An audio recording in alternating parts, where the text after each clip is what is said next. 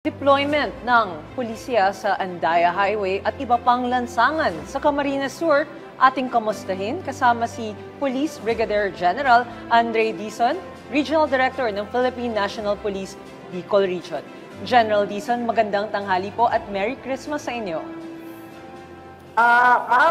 Merry Christmas din po at sa lahat ng nanonood natin sa Bagong Pilipinas. Merry Christmas sa inyo ni Asik Weng at Yusik March. General, hingi po muna kami ng update sa inyong monitoring ng traffic congestion dyan sa Andaya Highway. Mabigat pa din po ba ang daloy nito?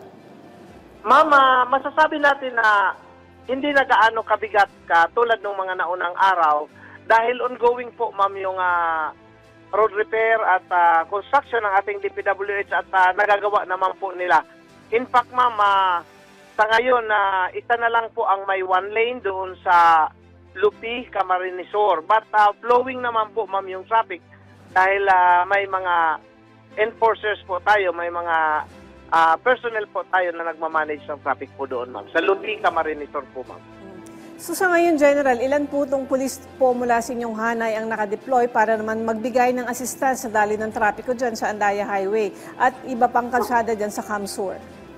Ma'am, sa panig po ng Philippine National Police, mayroon po tayong nasa 200 sa Maharlika Highway at dito po sa Andaya Highway. Dalawa po kasi ang daanan, ma'am.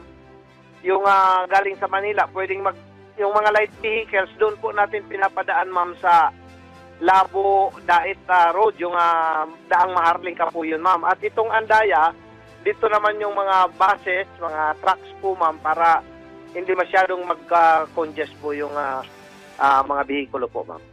General, paano naman po ba nakakatulong ang pulisya sa nararanasang traffic congestion dyan sa lugar? Ma'am, ang Philippine National Police po, ma'am, na all around po ang tulong na ini-extend natin, ma'am. Aside from traffic management, yung law enforcement at yung security ng ating mga riding public po, ma'am. So, sir, paano naman po ninyo pinaghahandaan yung seguridad ng ating mga kababayan dyan sa Bicol Region ngayong holiday season? Ma'am Marge? Yes, sir. Sir, ito po yung next na question. Paano nyo naman po pinaghahandaan yung seguridad ng ating mga kababayan dyan sa Bicol Region ngayong holiday season? Opo, ma'am, yung mga personnel po natin na hindi na po natin, ma'am, sila pinabitaw doon sa kanilang destino, yung deployment. 24/7 po, ma'am, ang services na binibigay ng ating PNP po, ma'am. Okay, sir. Maraming salamat po sa inyong oras at Merry Christmas po ulit.